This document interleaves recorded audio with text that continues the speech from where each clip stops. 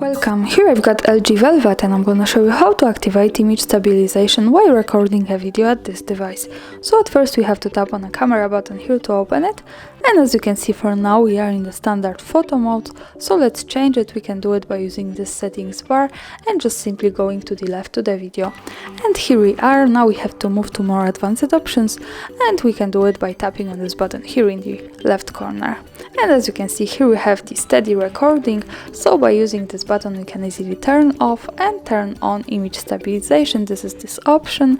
We can also do it by going again to the camera preview, and let's focus now on this button at the center. When we tap on this, we can also turn on the steady camera. This is the extra one button here, and this is how it works. By just one tap we can turn it on and turn it off like that.